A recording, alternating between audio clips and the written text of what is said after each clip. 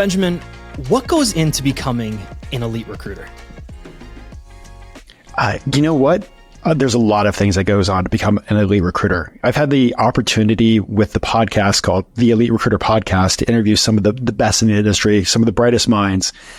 And at the end of the day, it kind of comes down to these fundamentals that I don't know if everybody realizes that they have, but they're all doing it like almost exact same blueprint. They're just doing it their own way. So we can jump into that, but it's so excited to share. Thank you so much. Yeah. You're one of the best podcasts out there when it comes to learning, bringing on the best speakers, so that way recruiters can up-level themselves. So thank you, Brad, for everything that you do for the industry. I appreciate you saying that. I truly do. I have a lot of fun with it, right? And at the end of the day, the rankings, the ratings, whatever it might be, I have fun talking to people. And if I can do this a couple times a week, it really fuels me a lot. So I do want to go into the blueprint. I want to know what becomes and what it takes to become an elite recruiter. What have you seen? First of all, it's like, do you want to become an elite recruiter? Okay. That's one of the biggest things. It's a desire. And here's a real quick thing. Like, everybody is at a different place in their life. Sometimes, if you have a brand new family or you just moved or all this stuff, like, you have to factor all those things in. But a lot of it comes down to like the basics and the work ethic. Do you have the time to put in the work ethic to increase your production XYZ amount so that way you can become an elite recruiter? Right. It's okay to say no. Right. It's okay to say like, right. I want to I'm learning some new techniques. I'm learning some new things, but to become an elite recruiter, it's a solid work ethic, but there's people that also learn how to work smart. And I've interviewed some like elite recruiters that take like 2-3 months off a year, but the time that they're working is so focused and so productive that they're able to do that, take that time off or spend more time with the family. So, I mean, that's one of it. Yeah. Like, another thing is like planning. Do you know how many recruiters start their day not knowing exactly what they're doing? That's right. It's making me sweat thinking about. But it's one of those things you don't realize on a day-to-day basis. It's so easy to get caught up in the minutia of like, I'm recruiting, I'm doing this. But when I talk to some of these, like, these big billers or these people that are growing search firms, they know exactly what they're doing. They've built out the plan, whether the night before or on the weekend. They know exactly who they're targeting. Yep. They're not spending their day trying to figure out who they're going to call next. Right. They're not spending their day figuring out what they're going to do next. They have the plan, they work the plan, and then they replan for the next day. You don't just sort of fall into shape, right? You don't just go to the gym and all of a sudden you have weight loss or weight gain or strength gains, whatever it might be. You have a structured workout program that gets you from A to B, B to C. And what I think is interesting there, Benjamin, is probably the overwhelming majority of people don't do that with their day, their week, or their career. We sort of just fall into like, oh, what am I going to do today? And then we get frustrated when we get the same results week after week, year after year. You need to have that structured plan. I live by that structured plan. I have to. It's just how my brain works. But I see it myself too. You need to have that structure. And it's one of those things that you just, a lot of times, like, we've heard the plan your day, like you want to do your 3 things or your 2 most important things of the day. But a lot of these like elite recruiters, they know exactly what they're doing. They know who they're targeting. They know the positions that they're working on. Some of them even have like, it's listed out every single person that they're reaching out to. But, it's the difference between becoming an elite recruiter and not becoming an elite recruiter. And I think that's important too. It's okay to say, listen, this is a job and this is what I do. And I'm going to give you my 35 to 40 a week. I am a recruiter by trade, and that's my job. I'm going to mail it in. And I say 35 to 40 and you're laughing. I'm laughing because we all know that's probably what it is. But then there are the elite recruiters who say, listen, this is more than a job for me. It almost becomes a lifestyle. And a lot of the elite recruiters that I've met, you can tell the ones who want it and the ones who don't. And it's okay to I want to say this over and over again. Yeah. It's okay to, at your point in life, to be okay with like 35, 40 hours a week. Sure. But at the same time, like, you also need to be prepared for what's coming and the future. Change is always happening. So you need to find ways to set yourself apart. And another thing, kind of like on the same structure of planning, how many recruiters out there know exactly what their goals are for the week, for the month? Not just what was the goals that was given to them, Sure. but what their own personal goals are. Have they reworked what they want to do? What goes into that? I mean, a lot of it depends on, like, you know, whether you're working a desk, whether you're an owner, but it's like figuring out what you want to do, figuring out what you want your life to be like. Have a vision, like 1-year vision, have a 3-year vision. And I want to go too far past the 5-year vision. All right, this is what I want. Yeah. I've crystallized this. Now, what does it take to get there? And it's breaking down the habits, the actions, and the systems to get to that point. Yeah. And your 3-year plan becomes your 1-year plan, becomes your singular month plan. Break that down to week, day, everything that you do, and then constantly reevaluate that. We talk about SMART goals all the time on this show at Haley Marketing. We talk about on Insights, something that's specific, measurable, achievable, realistic, time bound.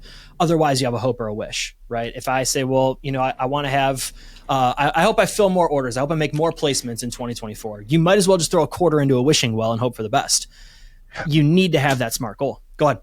But the thing is, like, we talk about it. We listen to it. Yeah. But how many people on it, like, sit down and do it? And that number is so small and minute. Right. And it's like doing some of these small things can easily set yourself apart from the pack, easily help you become an elite recruiter. Easily, if you only have like 30 hours a week, yep. I've had the chance to interview some great recruiters, big billers, working 20 to 30 hours a week, but they are so focused because they know exactly what they're doing. They're putting in the work, they're putting in the basics, they plan the day, and they're working the goals. I'm all about working in flow and getting into the right state of mind. I actually just had a conversation with 2 team members over here where I said I need to stop doing morning meetings because I wake up and I just think the way that my brain is functioning right now, I'm ready to go on my top level tasks first thing in the morning. You know, grandma comes, she's watching my son. I get this chunk of time and it's like I hit the ground running. And if that is interrupted by a meeting, I can almost feel that shift from I'm ready to go to just like womp womp. and you need to understand that too, right? Understand that level of flow and when do you work best to prioritize your day, prioritize your tasks. Oh yeah. And that's, you have to like learn yourself. And it's kind of funny. Like one of the things that I did, recently, I've done this a few times, is there's a time tracking app that I actually use. And I only do this for like a week because it's hard to keep track, but I literally track every single waking minute of the day and exactly what I'm doing. Okay. And so like at the end of the week, I'm like, oh crap, I thought I was productive. I thought I was working. Yeah. Wait, my multitasking, I ended up, spending this much time over here, this much time over here. And, one of the things that thing does help you do is monotasking because, multitasking isn't like the most productive thing you could do. Right. But yeah, I break it down and I'm like, oh crap, wait, I spent that much time actually watching TV. Yep. I spent that much time like stuck on a news site. But yeah, it's kind of wild when you actually go like spend time analyzing everything that you've done compared to everything that you think you have done. Yeah. I use an app called ScreenZen to block the access to social media apps. So with ScreenZen, you click the app and then it prompts me and says, are you being intentional with your time? Because you can put in a custom prompt there. And if I say yes, then it locks you, it takes you into the app. Otherwise, I sort of have this, it's like 2-factor authentication into whether or not you really want to look at Facebook right now. It's worked for me a ton. I find that I can use that as like the modern smoke break. If I have like a 5-minute gap, check out Facebook, check out Instagram, whatever it might be. That's sort of the time crunch or the time waste for me rather. But I like that app a ton. I use an app on my phone called Opal. It's kind of like the same thing, but like you can actually schedule out your times and everything. And the pro version has a super locking mechanism that like, it locks you out of everything. Okay. Like half the time I don't use the pro version just so I can like see like what's going on or I take a snooze break. But it is, if you actually hopped on your phone at the end of the week and looked at your screen time usage and it shows you exactly how much time you spend on every single app, you will be blown away, or at least most people would be blown away. So you have to. And for some, that's okay, right? If you're at a point in your career, your journey, whatever it might be, where Netflix for 3 hours a night brings you calm and brings you peace, and that's where you want to be, great if you're happy doing that.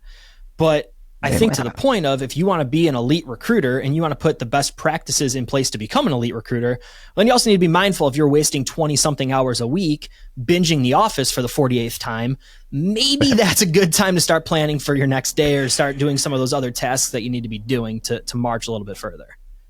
Or do what Rich Rosen does during his like football time. That's his planning time. He's like has his laptop. Yeah. He's like, it's one of the things that sometimes like, you know, I joke around with some of these like elite recruiters that come on the podcast. And I'm like, you don't know that you're working when you are working sometimes. Right. So they'll be like watching Netflix, but they've built out their like, hey, these are the 50 people I'm going to reach out to like tomorrow. And that's like their Netflix time, but they're being super productive during that too. I think that's interesting. Let's stay on that wave for a second. I was listening to an episode of Modern Wisdom, Chris Williamson. I love that podcast. And he was talking about how productivity time doesn't necessarily mean you're sitting at your desk working.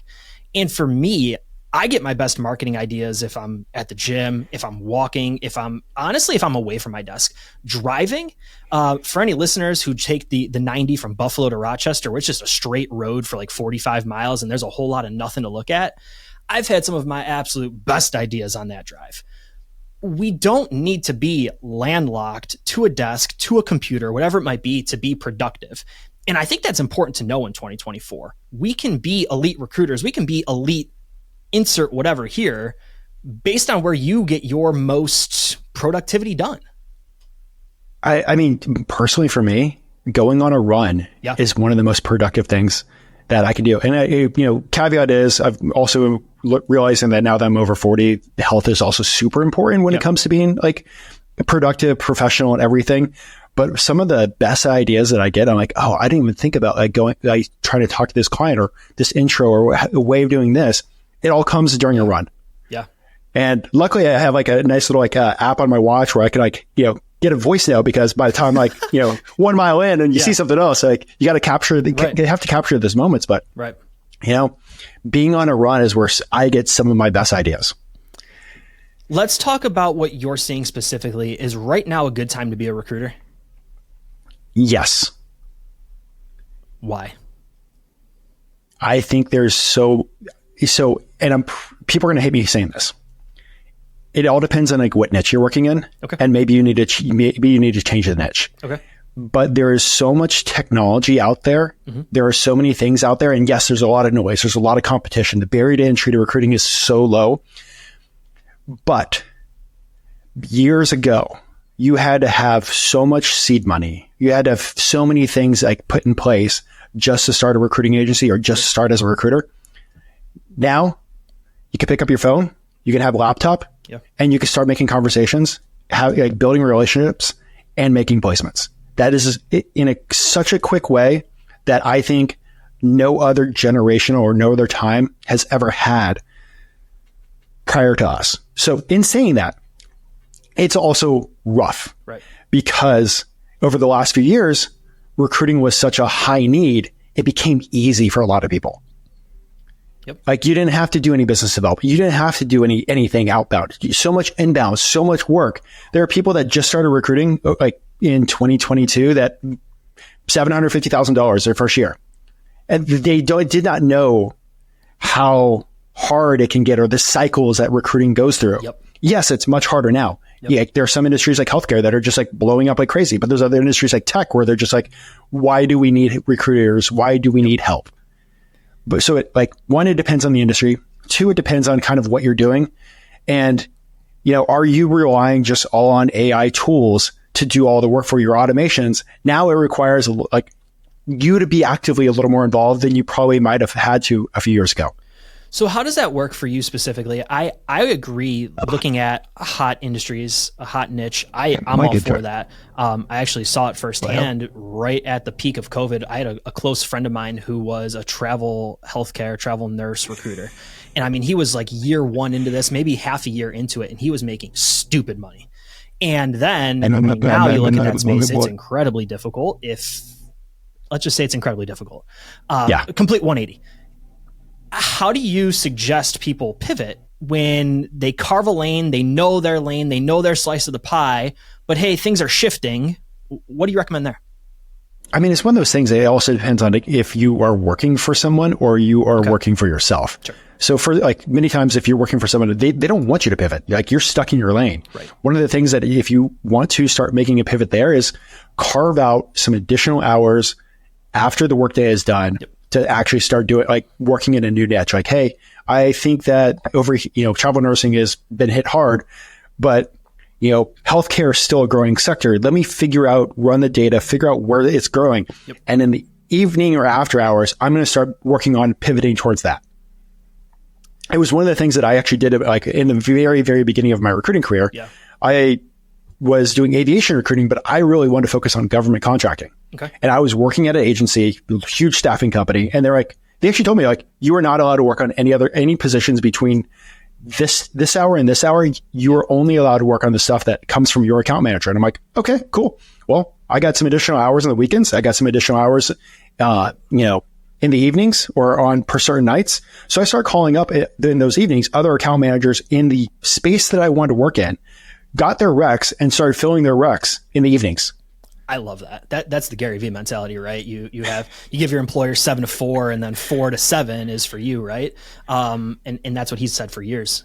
Keep going. I'm sorry. I mean, it was like, I was still like technically making money for that large staffing agency. But I was just kind of like starting to carve my own career path with the additional hours that I had outside of the working hours. So, I mean, that's one way to do it. The second way is like, if you're on your own, like start playing around in another space. Like I always joke around, like start a podcast in a new industry. It's an easy way to have such a relational tool while you explore the industry, build their relationships. And I'm sure give you a perfect example. Like when it comes to like the Web3, we started playing with the Web3 space. So I started a Web3 podcast and I'm government contracting during the day. Yeah. Like I am the boring, I want to say boring. There's some really fun stuff in government contracting, but there's actually a lot of fun stuff. But like we were looking at pivoting. So I started a Web3 recruiting podcast, speaking with industry leaders, talking about all the different things that they were doing, the hiring challenges, kind of pivoting off like what I did with the Elite Recruiter podcast. Mm-hmm. And by episode 5, I had hiring managers and leaders and owners in the Web3 space reaching out to me asking for help. Love it. It's such an easy way. Like, don't like, if you do a podcast, don't worry about like the downloads. Don't worry about all that stuff. Like it's about the relationship that you're having, because if you reach out to a hiring manager and you say, hey, can I help you with your recruiting? Guess what? They got 70 other emails. They have 25 other calls that week. Yep. Hey, I'd love to bring you on to a podcast to talk about what's going on. It's a completely different intro. Yep. So that's a good way to like look at pivoting. I love that thought. I can stay on the vanity metrics wave if you want to take that. I struggle with it. I think we all do at some point. You go through an ebb and flow of, oh, well, there's not enough people listening to it, or I wish we had another 0 at the end of this number. And I think it's normal human nature.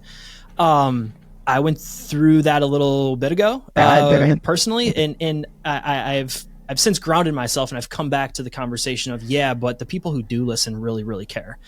And with podcasts, I think it's even more critical. You think about your commute, you have maybe 20 to 30 minutes to get to work. If you earn somebody's commute time and you earned their attention during that commute, that's huge. And I am so grateful. Anytime somebody reaches out and says, hey, I was listening to you on the way to work, or I had somebody reach out and say, hey, I was listening to you the other day while I was running or at the gym. Like you're taking me and this little show with you on that journey. It just means so much. But how do we convince recruiters to be content creators? What have you seen work well? So I think you have to be a content creator. And the reason is what right now is because AI noise is about ready to take off. Yeah. You have to find a way to be different out there in the crowd. Yep. And creating content, like putting yourself on video, which I get it. I hate it myself, even though I'm a podcast host. That's why you're a podcast host. Well, I get to highlight somebody else. Yeah. But like you really need to show the journey. You have to build a brand because it is going to be so important for the next few years. Your brand is what's going to bring you business. Your brand is what's going to help bring in recs. Your brand is what's going to help feed your family at the end of the day. And like the way technology is moving, like you have to find a way to differentiate yourself, and creating content is one of the best ways to do it. And like right now, I think the recruiting industry is pretty like wide open. There's like a few influencers, sure, but when you compare to every other industry out there, like it is nothing. Like you look at finance, you look at real estate, you look at all these things, like hundreds of thousands of like followers, this and that. Many of these people are also making money off their content too. I actually have a podcast guest that coming up in a few weeks. He did an industry focused podcast, and now he's also making like thousands of dollars a month from sponsorships from the industry focus when he was just starting it as a relationship builder. Yeah. So you have to also think of it as like additional ways that you can create an average, a leverageable asset that you can also make money from. Because in recruiting, there's so many different ways to do the recruiting industry and make money. That's also one of the things I'm learning. Yeah. And I think that's important because time after time we fall into our old ways. We fall into our old habits. We fall into our old practices. We fall back into what feels safe. And, you know, for someone like you, listen, I want to get into the Web3 space. So I'm going to create a Web3 podcast. I'm going to interview leaders in Web3 so that I then funnel them to me. That to me is next level recruiting logic. I don't see many other people doing that, but that is exactly why you host the Elite Recruiter podcast, because you're thinking next level and you're thinking outside the box. But we need to be unique and we need to be different. I couldn't agree more. I think the noise as it relates to content, it's going to get silly in a little bit. But when you think about, and this is the analogy that I use all the time, when you think about sports, no one cares about the score of the Bills game, right? Anybody can give you the score of the Bills game. You can ask Siri, Sysmexa, I'm not going to say it out loud because all the discs in my house are going to go off. You could ask the score. I want to know what Benjamin Mena has to say about the Bills game last week. I want to know one person's specific take on the Bills game. And we can do that with recruiting. We should be doing that with recruiting. And that is, in my opinion, exactly where you start to create that personal brand and create that branding. And like, here's the thing, like when people think about brand, they think me, like I have to talk about me. Right. Guess what? You don't. Right. Like, I feel like I accidentally built a brand just talking about other people. I never talk about myself. Yeah. I mean, I don't want to. Like, I always joke around with people, like nobody wants to listen to me on my podcast. Like right. they come to listen to the guests, but at the same time, like you don't have to, like, it isn't like an Instagram influencer where it's all about me. You can actually just start highlighting other people. And as you shine that light on other people, the light automatically gets shined back on you. Right. How do we close more orders in 2024? Like relationship building. And like, you know, that's one of the big things. Like really it's going to be hard work. Mm-hmm. It's going to be like the relationships that you have and go deeper. Like this in 2024, you need to go deeper with the relationships with the hiring managers, because it is tougher out there. And most recruiters, they get a job, they fill the job, and then it's on to the next job. So often you can go deep on one company or one hiring manager and get so many more job orders. It's one, if you start analyzing some of these like big firms or, you know, mid-sized firms, it's an 80-20 rule. Sometimes 80% of their business or 70% of their business comes from only 20 to 30% of their clients. Right. It's because they go deep on the relationships. And that's how you're going to be able to close more business. 2024, go slower to speed up. How do you propose people do that?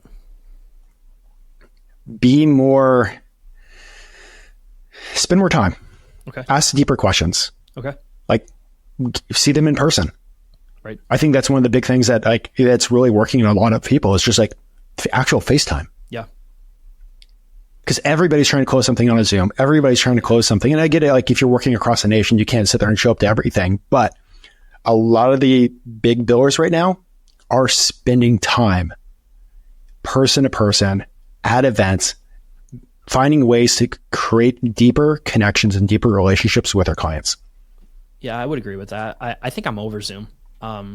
Personally, it's a lot. It is a lot to always be on. I mean, I have probably, and this is probably a low number to some people listening, but let's say I'm on 5 calls a day, every single day. It's not like I'm anybody different on Zoom or on the phone, but I think at times I just want to get up and walk around. And I think we've locked ourselves It's interesting though, because pre-COVID, when we could make phone calls, you could throw in AirPods and you could walk around and no one knew whether you were sitting at your desk or you were walking on a treadmill or you're walking around your block with your kid, whatever it might be. But Zoom fatigue is real. And I agree with you. I think going deeper with relationships, it's actually a new role that I really stepped into at Haley on the account management side of ops. I think it's critical. I would agree with you. It's something different. Yeah. You got to be different. It is. And in a transactional industry, give me order, I find you person, great person goes to work and great opportunity, on to the next one. It's a way to cut through the noise and a way to cut through the clutter. Our friend, the staffing shark, I know he calls himself a career agent, right? He's not a recruiter. He's not just trying to put person A in role A. He's a career agent and a career coach and wants to work with people. That to me is differentiation. It's something that a lot of people are not doing. It's not, I want to put Brad to work today and forget about Brad. It's, I want to put Brad to work in 25 years. And I know to do that in 25 years and in 2050, I need to do it today and then consistently have that relationship and show up anytime I can. Go ahead. I had a podcast guest that actually was kind of ran some numbers, and like he told me about it offline. So it's not recorded for the podcast, but he took one person through their career and has made $1.6 million on fees. Wow. Because he went deep on the relationships. Wow. So anytime he wanted to make a move, a few years down the road, hey, I want to go work for this company. I want to go make this move. I only want to work with you. Right. And we see that in entertainment. We see that in sports. That's exactly how the world works. But we don't correlate that over in staffing and recruiting. And we 1,000% should be stealing that playbook. 1,000%. Well, the biggest problem is it's one of those things when you first start off in the recruiting world. Many of us got got stuck in a seat. Mm-hmm. We got told to make 75 to 100 calls a day. Like it was all move. The company was keeping the relationships, but you were just move. And we're having to a lot of recruiters are having to retrain themselves. Yeah. To learn how to win. So on the sales side of things, deeper relationships, stronger relationships. What about on the actual recruiting side of things? Right now, unemployment is incredibly low. How do we and how are the elite recruiters finding top talent and working with them? I mean, I feel like for most recruiters, the recruiting is probably the easiest part, but that's just me, Sure. Probably the world that I live in. Yeah. It's automation. It's, what does your automation look like? What does your messaging sequence look like? Is it multi-touch and multi-channel? Are you adding videos in? That's another big thing. Adding video drops, Looms or SendSpark or something of that nature to also separate yourself, because they're getting some of these elite candidates are getting 50, 60 messages a day from recruiters. So you got to find ways to be different. Postcards. I send postcards sometimes. I love a handwritten note. I could talk about that forever, Benjamin. You have to look at ways of being different. Yeah. And that's just another way, it's, I'm also huge on technology. Another thing I was going to talk about is tech. Even though I'm talking about relationships, there's so much tech out there that can help you find the people faster, get a hold of the people faster. Yep. And so that way you can spend more time in relationships. So that's a whole nother factor too. So let's talk technology and let's start with postcards. I cannot, I don't know where I heard this. It might've been at a conference in the past, but when you receive a thank you note or you receive a handwritten letter, it stops you dead in your tracks in 2024. And you have this sense of, wow, they didn't have to do that for me. When we are trying to move so fast, you just said 50 to 75 calls a day for some recruiters. It's volume. It's automations. It's email drip campaigns. If you take the time to write somebody a note, and I know that can be automated now in 2024 too, I get it. But that to me stands out. I know you do a lot in the tech space. From a recruiting standpoint, what are your 2 to 3 must-have tools right now? So I personally use Woodpecker. I live off Woodpecker. It's an email automation tool. Okay. Seek Out is one of my favorites for finding people. Okay. And then Better Leap is a good one that I've been playing around with. There's another tech tool that I've been exploring, but I don't know if I want to say it yet because I'm still exploring it. but there's just, the tech is getting scary good. It's getting better and better, and it's accelerating faster and faster. Walk us through Woodpecker. What did you say that does? It's an email automation. So what I'll do is I'll set up a campaign. I'll find a very specific list of candidates. Yep. Create an email sequence, create some personalization in there too. Yeah. And because most of the time, when you get an email, do you pick up the first email that you get from somebody? It's normally the fourth or fifth one. And a lot of these people that we focus on that have high level of government security clearances, they're not allowed to have a phone during the day. Their cell phones are locked in little cubby cases. Right. And so I have everything set to go out and from 4 p.m. to about 7 p.m., or on a Sunday mid-afternoon. But all that's automated. So that way, if I'm spending time with my baby from 5 to 7, that's going out. So I can work on scheduling some times. But yeah, it's figuring out what works for you. And Woodpecker, I might be moving to Instantly soon, but I've been using Woodpecker for years. And that's kind of one of those falling back into the easy thing. I get it. No, I get it. There are, for me, the best tool is the one that you know how to use, right? And if whether you're a painter, you're a machinist, whatever it is, a general laborer, the tool that gets the job done. And there are some that might become outdated and, you move to something different. But for the most part, the best tool is the one that gets the job done. So I'm always interested in knowing what others are using in the industry. Because I do think in a lot of ways we're at a tipping point. We're at a point where it's just call more people mixed with, but there is this world of AI and tools over here that are going to make all of that either obsolete, outdated, or you're just going to fall behind the competition. And in your case, you won't be an elite recruiter. I use a video tool called SendSpark. So when I send a person, it's kind of like Loom, but it's made a little more for outreach and sales. But they even have something in there where you can actually make one video and it automates using AI the name. So it looks personalized. I don't personally use it, but the technology's there that I can literally set up a campaign to hit up 300 people with almost a personalized video. Yeah. That's personalized automation, right? And I talked about that on Insights a little while ago. I got a card in the mail from GNC. And it's one of those things where as a marketer, I know what they're doing to me, but it still wows me. And I opened it up and they knew that I had bought something probably 27 days prior. They know it's a 30 serving tub of whatever. Not only did they give me the coupon to come back and buy more, but they had the flavors that I use. They had the products I use with the right flavor that I bought, with the flavor that I consistently buy. And I know it's personalized automation. Behind the scenes, it's one of those things where you pull back the curtain. It's that's exactly what they're doing, but it still punched me right in the face. and it was one of those just shocking moments for me.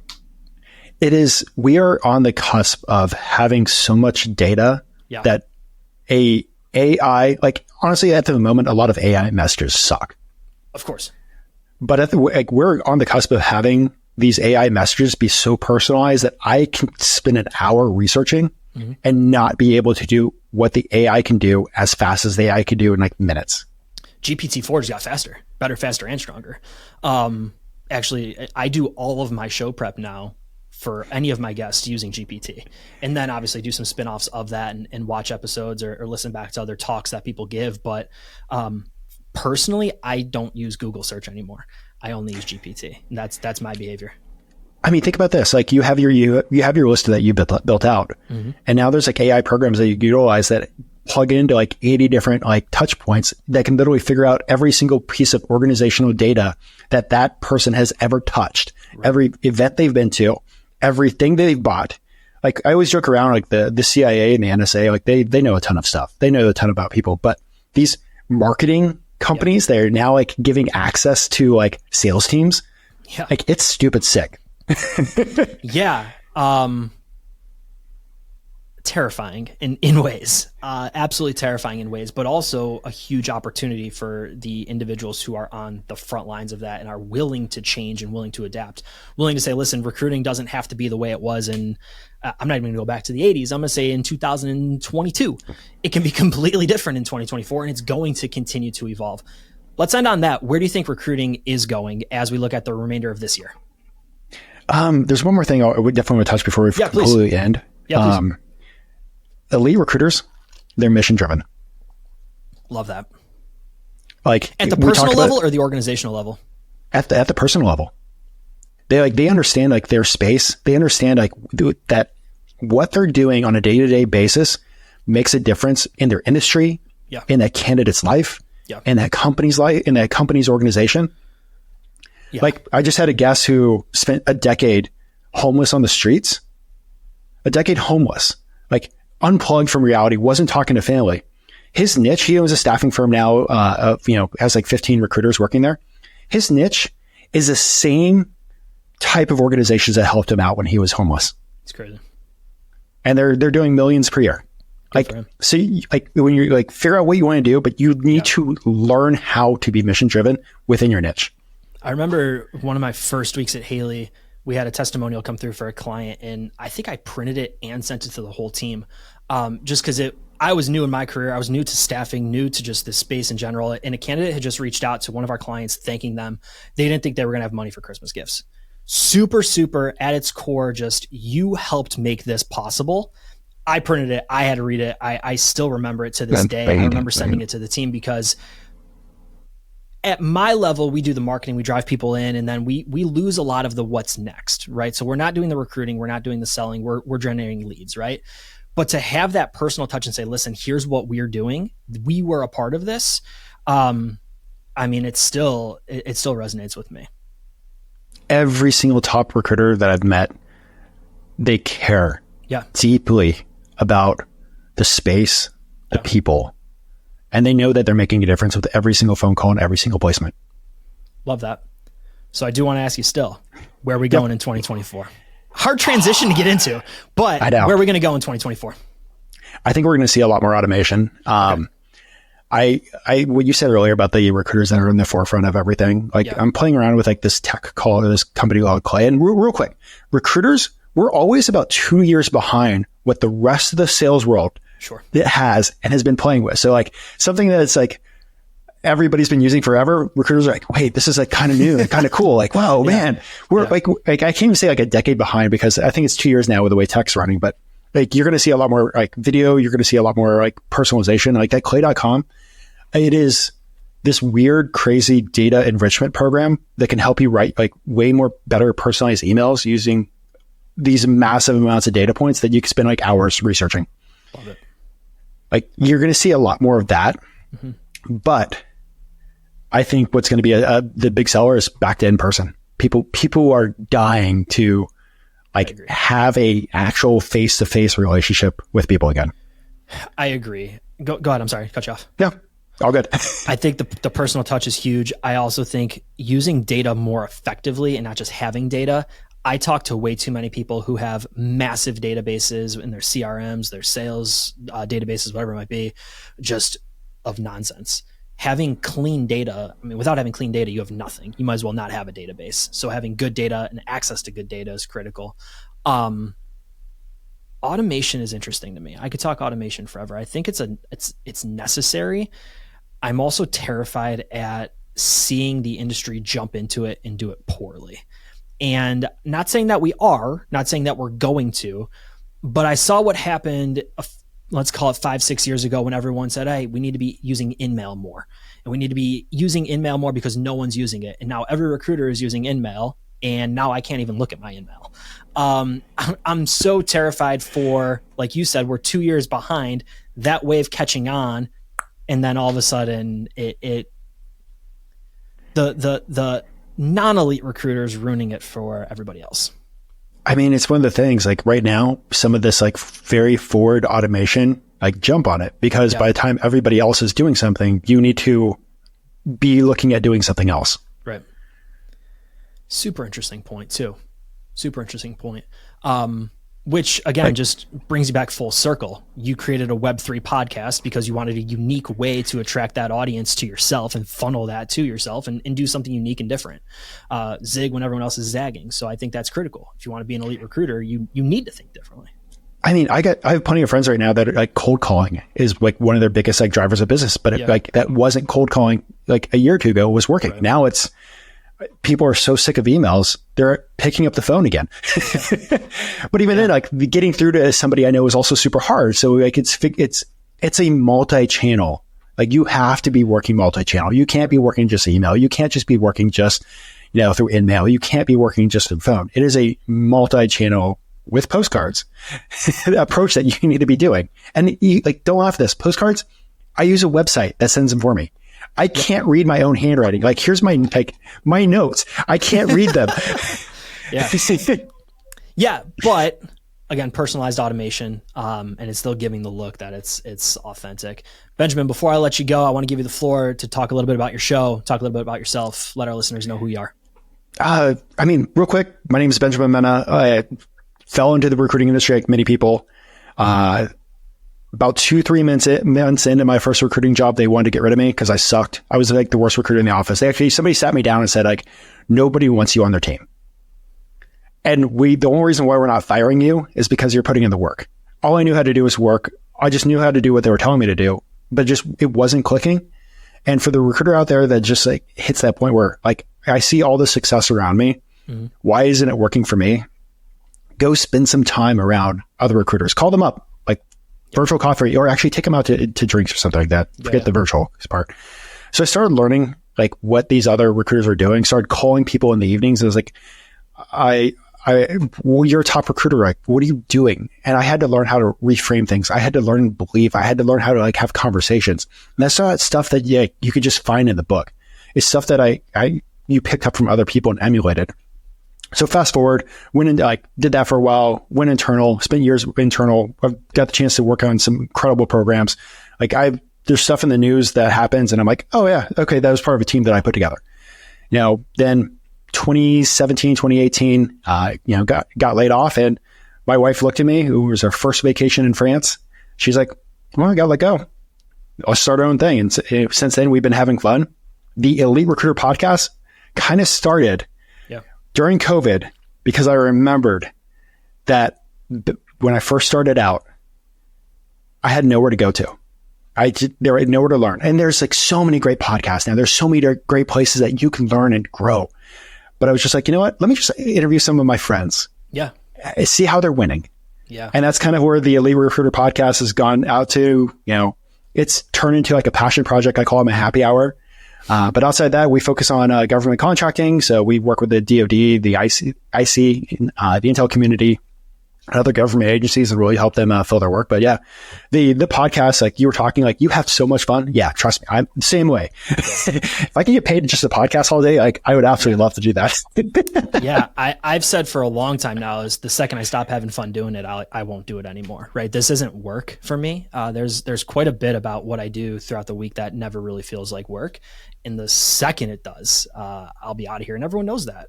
And that's okay. I think it's okay to have that self-awareness to know, listen, I'm having a ton of fun doing what I'm doing right now. And that's why I want to do it every day. And that's why when I wake up in the morning and see that I have 3 meetings to start my day, everything goes downhill because there are some other things that I want to be doing with my day. Benjamin, before I let you go, I got to run you through our 2-question rapid fire round. You might have just teased one already, but I'm going to ask you again anyways. Cool. The first, one book that has fundamentally changed your life. The book Good to Great. Great book. Not on this shelf. It's on the one in the hallway. Very good book. What was in there that stood out to you? It was the reading about the Stockdale paradox. Okay. And it might be, chopping up his name a little bit, but I read that. I was like, I can't remember a single other part of that book. But he was just getting interviewed talking about his time where he was a POW and overseas. One of the worst POW camps ever. And they got done with the interview and he just wanted to ask one more question. So who didn't make it out of the POW camps? Who didn't survive? And Jim Stockdale said, the optimists. And I was just like, I just froze. I was just like, the optimists. What do you mean? And he went on to explain, these people lived on hope. Right. They thought they were going to get out in Christmas time and they didn't. They thought they were going to get out by Easter. They didn't. They never took the time to actually figure out the reality of their situation, the reality of where they were at. They just lived 100% on hope. And the people that figured out the reality of where they were at and spent time doing that and working through what was actually happening while still having hope were the ones that made it out. But the pure optimists were the ones that didn't. I realized, shit, I was one of those pure optimists. I wasn't like breaking down of the reality of the situations that I was in, and I had to change. Thank you for that takeaway. Yeah, thank you for that takeaway. I don't actually remember that portion of it, and now I'm going to go back and check it out for sure. So thank you. One other rapid fire question for you. One piece of advice that you could give to somebody just starting in the recruiting industry, what would you tell them? You know, put in like, it's going to be like the basics, put in the work, you know, plan goals, you know, be accountable, find somebody to be accountable to, like figure out the tech, figure out the niche, like get a coach. Oh yeah, that's a huge one. Become mission driven. But I think one of the biggest things to do is like listen to like a podcast like yours. Like expand what your recruiting world is going to look like. Because if this is going to be one of your careers, you're going to have to put in the work. The first like 9 months of the first year is the hardest it ever is going to be in recruiting. But you get a chance to design your career by listening to Brad, like listening to the speakers that he has in place, listening to all these other people that Brad is bringing on, because you'll get a chance to design your career and completely design your life because of it. Benjamin, anything else before I let you go, my friend? You know, Brad, just keep doing what you're doing. I mean, there's just so many things that you can do in the recruiting space. I feel like I could talk forever about like some of these things that the top recruiters are doing. Yeah. But yeah, I mean, keep it up. Like it is, you know, there are so many opportunities in our world. And I think one of the things that a lot of recruiters are starting to realize is, you know, the world that we know is this big, the world that we can know is this big. And there's so many ways to get the recruiting job done. He's Benjamin Mena, the host of the Elite Recruiter podcast. We'll put the links to everything in the show notes for you. Benjamin, can't thank you enough for coming on and taking the stage with me. Thank you, Brad. Bud, take care.